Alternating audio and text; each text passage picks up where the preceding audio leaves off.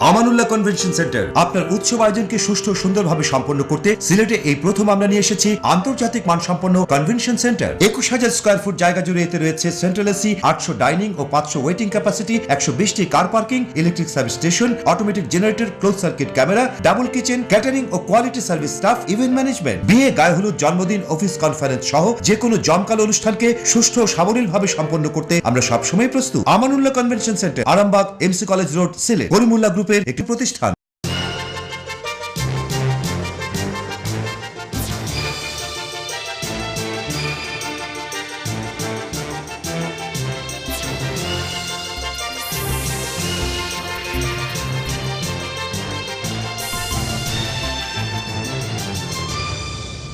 আসসালামু আলাইকুম। সিলেট স্টুডিও থেকে চ্যানেল এস সিলেটের খবরে সবাইকে স্বাগত জানাচ্ছি ফাতেমা রশিদ সাবা। প্রথমেই জানিয়ে দিচ্ছি খবরের শিরোনামগুলো। খাদিজার উপর হামলার অভিযোগপত্র গ্রহণ করেছে আদালত। 29 নভেম্বর সিলেট মহানগর দায়রা জজ আদালতে মামলার চার্জ গঠনের দিন ধার্য। সিলেট ও হবিগঞ্জ জেলার আশপাশের বিভিন্ন স্থানে মৃদু ভূমিকম্প। সিলেট ওসমানী বিমানবন্দর থেকে 9 কেজি 300 গ্রাম ওজনের স্বর্ণের 80টি বার উদ্ধার করেছে ইমিগ্রেশন পুলিশ। প্রবাসীদের বিভিন্ন সুবিধা অসুবিধা দেখার জন্য জাতীয় সংসদে বিশেষ আইন তৈরি করার জন্য আহ্বান জানালেন সিলেটের জনপ্রতিনিধিরা। মৌলভীবাজারের কমলগঞ্জে শুরু হয়েছে মণিপুরী সম্প্রদায়ের 174তম মহারাসলীলা উৎসব। এবং হবিগঞ্জের নবীগঞ্জ শহরের নোংরা ও অস্বাস্থ্যকর পরিবেশে খাবার তৈরি এবং পরিবেশনের দায়ে 4টি হোটেল মালিককে জরিমানা করেছে ভ্রাম্যমাণ আদালত। এতক্ষণ শিরোনাম শুনলেন, এবার পুরো খবর। সিলেট মহিলা কলেজের ছাত্রী খাদিজা বেগম নার্গিসের উপর হামলার অভিযোগপত্র গ্রহণ করেছে আদালত। মঙ্গলবার সিলেটের অতিরিক্ত মুখ্য মহানগর হাকিম আদালতে অভিযোগপত্র উপস্থাপন করা হয়। আদালত অভিযোগপত্র গ্রহণ করেন এবং আগামী 29 নভেম্বর সিলেট মহানগর দায়রা জজ আদালতে মামলার চার্জ গঠনের দিন ধার্য করেন। বিস্তারিত মোয়াজ্জেম সাজুর রিপোর্টে, ক্যামেরায় ছিলেন আমিমুল ইহসান রাহিন। সিলেটি কলেজ ছাত্রী খাদিজা বেগম নার্গিস হত্যা চেষ্টা মামলার অভিযোগপত্র গ্রহণ করেছেন আদালত। মঙ্গলবার সকালে সিলেটের অতিরিক্ত মুখ্য মহানগর হাকিম উম্মে সরাবান তহুরার আদালতে অভিযোগপত্র উপস্থাপন করলে আদালত অভিযোগপত্র গ্রহণ করেন। আগামী 29 নভেম্বর সিলেট মহানগর দায়রা জজ আদালতে মামলার চার্জ গঠনের দিন ধার্য করেন আদালত। মাননীয় কগনিজেন্স কোর্ট এই পুলিশ রিপোর্ট গ্রহণ করে এটা মুখ্য মহানগর হাকিম আদালতে পরবর্তী বিচার কার্যক্রমের জন্য প্রেরণ করেছেন। আগামী 29/11/2016 ইংরেজি তারিখে চার্জ গঠনের তারিখ ধার্য আছে। 3 অক্টোবর সিলেট এমসি কলেজের পুকুরপাড়ে সিলেট সরকারি মহিলা কলেজের শিক্ষার্থী খাদিজা বেগম নার্গিসকে চাপাতি দিয়ে কুপিয়ে গুরুতর আহত করে শাহজালাল বিজ্ঞান ও প্রযুক্তি বিশ্ববিদ্যালয়ের অর্থনীতি বিভাগের অনিয়মিত ছাত্র ও সাবির ছাত্রলীগের সহ সম্পাদক বদরুল আলম। ঘটনার পরপরই শিক্ষার্থীরা বদরুলকে আটক করে পুলিশের হাতে তুলে দেয়।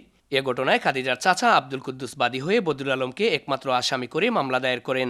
8 নভেম্বর ছাত্রলীগ নেতা বদরুল আলমকে একমাত্র আসামি করে আদালতে অভিযোগপত্র দেয় পুলিশ। গ্রহণ করিয়া উনি আরেকটা আদালতে পাঠিয়েছেন, সেখানে বিচারের জন্য বিচারের শুনানিও হবে সেখানে। বর্তমানে খাদিজা ঢাকা স্কয়ার হাসপাতালে ভর্তি রয়েছেন। তার অবস্থা অনেকটা উন্নতি হলেও অতীতের কিছুই মনে করতে পারছেন না খাদিজা। তার এই পরিণতি কিভাবে হলো তাও জানেন না তিনি। ঢাকা স্কয়ার হাসপাতাল থেকে টেলিফোনে জানালেন খাদিজার বাবা। চিকিৎসকরা জানিয়েছেন আগের মতো স্বাভাবিক জীবনে ফিরতে তার অনেক সময় লাগবে। বর্তমানে ডাক্তারগুলোর চিকিৎসা আলহামদুলিল্লাহ তারা বলছেন যে দোকান করছেন ও অতটুকু যথেষ্ট, ইনশাআল্লাহ তারা আর কোনো সমস্যা নাই। এখন ওষুধ খাইতো পূর্ণভাবে সুস্থ হইতো আল্লাহ করাইতো। আমি যদি আমার লেবুলেবেড়ে কিলা ঘুমাই, তোমার সমস্যাটা কি হইলো? তুমি যে একটু দুর্বল হইয়া বেমার হইয়া ইনো কিলা আইলা কেন তুমি হইতে পারোনি? পরীক্ষা দিয়ে বার হয়েছি, আমার মনে আছে ওখান পরীক্ষা দিয়ে বার হয়েছি আমি হঠাৎ করে জুল ভাইয়া পড়ে গেছি, পড়িয়া গাছের উপরে পড়িয়া আমার মাথা মারি গেছে, ছাড়ও পড়িয়া আমার হাত কাটি গেছে। ও আমার কথা কইল। এই মামলায় খাদিজার উপর হামলাকারী বদরুলের দৃষ্টান্তমূলক শাস্তি হবে আর খাদিজা আবার স্বাভাবিক জীবনে ফিরবে, এমনটাই আশা সবার। Moazzem Saju, channel S news, Sylhet. Sylhet ও হবিগঞ্জে 2 জেলার আশপাশের বিভিন্ন স্থানে মৃদু ভূমিকম্প অনুভূত হয়েছে। রিক্টার স্কেলে ভূমিকম্পের মাত্রা ছিল 4.6। মঙ্গলবার সকাল 8:10 36 সেকেন্ডে এ ভূমিকম্প অনুভূত হয়। এ ঘটনায় কোনো ধরনের ক্ষয়ক্ষতির খবর পাওয়া যায়নি। আবহাওয়া অধিদপ্তর জানিয়েছে ভূমিকম্পের কেন্দ্রস্থল ঢাকার আগারগাঁওয়ে অবস্থিত সিসমিক সেন্টার থেকে 196 কিলোমিটার উত্তর পূর্ব দিকে। সিলেট আবহাওয়া অফিসের সিনিয়র আবহাওয়াবিদ সাইদ আহমদ চৌধুরী জানান, ভূমিকম্পের উৎপত্তিস্থল ছিল সিলেট রিজিয়নে ভারতের করিমগঞ্জের কাছাকাছি। সিলেট এমএজি ওসমানী আন্তর্জাতিক বিমানবন্দরে সংযুক্ত আরব আমিরাত থেকে আসা বাংলাদেশ বিমানের একটি সিট থেকে স্বর্ণের একটি চালান আটক করা হয়েছে। বুধবার সকালে বিজি 228 ফ্লাইটটি সিলেট পৌঁছলে গোপন সংবাদের ভিত্তিতে কাস্টমস কর্মকর্তারা বিমানের ভেতর তল্লাশি শুরু করেন। এ সময় যাত্রীদের বসার ভিআইপি দুটি আসনের নিচে 4টি ব্যাগে মোড়ানো 80টি সোনার বার পাওয়া যায়। বিস্তারিত মোয়াজ্জেম সাজুর রিপোর্টে, ক্যামেরায় ছিলেন বেলালা। বুধবার সকাল 6:30টায় সংযুক্ত আরব আমিরাত থেকে আসা বাংলাদেশের বিমানে বিজি 228 ফ্লাইটের ভেতরে 2টি ভিআইপি আসনের নিচ থেকে 4টি বেগে মোড়ানো অবস্থায় 80টি স্বর্ণের বার উদ্ধার করা হয়। তবে এ ঘটনায় কাউকে গ্রেপ্তার করা সম্ভব হয়নি। উদ্ধারকৃত স্বর্ণবারের মোট ওজন 9 কেজি 300 গ্রাম। এই স্বর্ণের আনুমানিক বাজার মূল্য 4.5 কোটি টাকা বলে জানালেন কাস্টমস কর্মকর্তা। সিলেট উসমানী বিমানবন্দরে আটক স্বর্ণ চালানের মধ্যে এটি সবচেয়ে বড় বলে জানালেন সংশ্লিষ্টরা। দুইটা সিটের নিচ থেকে পিছন থেকে আমরা এই 80টি স্বর্ণের বার, যার ওজন প্রায় 9 কেজি 300 গ্রামের মতন এবং আনুমানিক মূল্য 4 থেকে 4.5 কোটি টাকা, এটা আমরা উদ্ধার করি। দায়িত্বে থাকা কর্মকর্তারা বললেন, প্রাথমিকভাবে ধারণা করা হচ্ছে সিলেটকে রুট হিসেবে ব্যবহার করছিল চোরাচালানকারীরা। দুবাই থেকে আনা স্বর্ণের এই চালানটি ঢাকা হজরত শাহজালাল আন্তর্জাতিক বিমানবন্দরে যাওয়ার পর অভ্যন্তরীণ যাত্রীদের মাধ্যমে হয়তো বিমানবন্দরে বের করা হতো। এখন থেকে এ ব্যাপারে আরও সতর্কতা অবলম্বন করা হবে। আবুধাবির আজকের যে ফ্লাইট ছিল আবুধাবি সিলেট টু ঢাকায় 6:30টায়, ওই ফ্লাইটে আমাদের একটা গোপন ইনফরমেশন ছিল যে ভিআইপি সিটের পিছনে আপনার স্বর্ণ কিছু বার লুকায়িত আছে। কারা এই সোনার বারগুলো দেশে এনেছিল এ ব্যাপারে তদন্ত করে প্রয়োজনীয় ব্যবস্থা নেওয়া হবে, এমনটাই প্রত্যাশা সবার। Moazzem Saju, channel S news, Sylhet. তৃতীয়বারের মতো সম্পন্ন হল বিশ্বনাথের মরহুম হাজী মদরিস আলী ফাউন্ডেশনের 4র্থ শ্রেণীর বৃত্তি পরীক্ষা। শুক্রবার দৌলতপুর ইউনিয়নের কোনাউড়া নোয়াগাঁও MH লতিফিয়া দাখিল মাদ্রাসায় মরহুম হাজী মদরিস আলী ফাউন্ডেশনে বৃত্তি পরীক্ষা অনুষ্ঠিত হয়। ছাতক ও বিশ্বনাথের 18টি বিদ্যালয়ের 60 জন শিক্ষার্থী অংশগ্রহণে অনুষ্ঠিত সম্পূর্ণ নকলমুক্ত পরিবেশে অনুষ্ঠিত এই বৃত্তি পরীক্ষার হল পরিদর্শন করেছেন বিশ্বনাথের বিশিষ্ট ব্যক্তিবর্গ।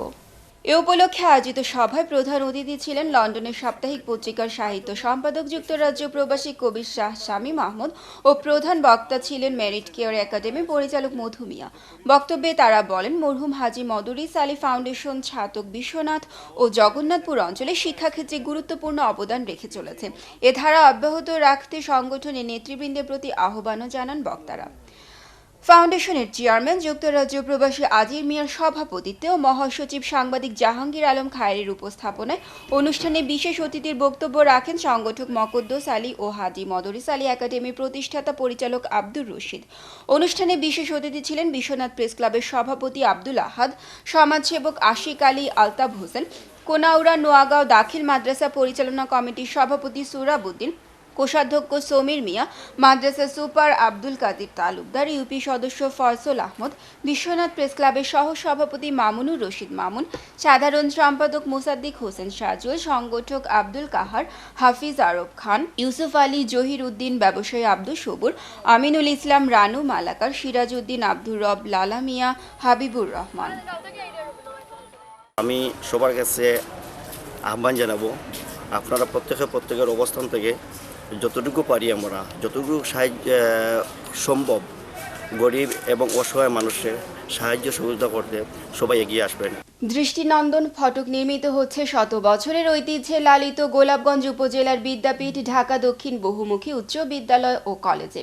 প্রবেশ গেট আধুনিকায়ন করতে ঢাকা দক্ষিণ উন্নয়ন সংস্থা ইউকের অর্থায়নে ভিত্তিপ্রস্তর স্থাপন করা হয়েছে। সোমবার আনুষ্ঠানিকভাবে এই ভিত্তিপ্রস্তর স্থাপন করা হয়। ভিত্তিপ্রস্তর স্থাপনের পূর্বে ঢাকা দক্ষিণ উন্নয়ন সংস্থা ইউকের আয়োজনে ঢাকা দক্ষিণ ইউনিয়নের সার্বিক উন্নয়ন নিয়ে কলেজ অডিটোরিয়ামে এক মতবিনিময় সভা অনুষ্ঠিত হয়। মতবিনিময় সভায় বক্তারা ঢাকা দক্ষিণ উন্নয়ন সংস্থার উন্নয়ন কর্মকাণ্ডের জন্য ধন্যবাদ ও কৃতজ্ঞতা প্রকাশ করেন এবং তাদের কর্মকাণ্ড ভবিষ্যতে চালিয়ে যাওয়ার আহ্বান জানান। কলেজ গভর্নিং বডির সভাপতি বীর মুক্তিযোদ্ধা আমির উদ্দিন সাদিকের সভাপতিত্বে ও সিনিয়র শিক্ষক কাজল কান্তি দাসের পরিচালনায় মতবিনিময় সভায় বক্তব্য রাখেন কলেজের অধ্যক্ষ রেজাউল আমিন, সহকারী অধ্যাপক আব্দুল জলিল, সিনিয়র শিক্ষক বিধান পাল, ঢাকা দক্ষিণ উন্নয়ন সংস্থা ইউকের সভাপতি নাসিম মাহমুদ চৌধুরী, সহ সভাপতি দাওয়ান নজরুল, সাধারণ সম্পাদক রুহুল কুদ্দুস জুনেদ, সহ সাধারণ সম্পাদক শামীম আহমদ, ঢাকা দক্ষিণ ইউপি সাবেক চেয়ারম্যান আবুল বশর মোহাম্মদ সদরুল্লাহ চৌধুরী। ভিত্তিপ্রস্তর স্থাপন শেষে দোয়া অনুষ্ঠানে অংশ নেন অতিথিরা। উল্লেখ্য, এলাকায় সংস্থার কিছু উন্নয়ন কর্মকাণ্ড বাস্তবায়নের জন্য ঢাকা দক্ষিণ উন্নয়ন সংস্থা ইউকের প্রতিনিধি দল বর্তমানে দেশে অবস্থান করছেন। খবরে এই পর্যায়ে নিচ্ছি ছোট একটা বিরতি। ফিরে এসে অন্যান্য খবরের সাথে আরও যা থাকছে। প্রবাসীদের বিভিন্ন সুবিধা অসুবিধা দেখার জন্য জাতীয় সংসদে বিশেষ আইন তৈরি করার জন্য আহ্বান জানালেন সিলেটের জনপ্রতিনিধিরা।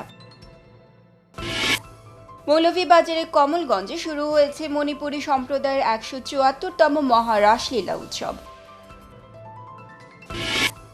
এবং হবিগঞ্জের নবীগঞ্জ শহরের নোংরা ও অস্বাস্থ্যকর পরিবেশে খাবার তৈরি এবং পরিবেশনের দায়ে ৪টি হোটেল মালিককে জরিমানা করেছে ভ্রাম্যমাণ আদালত।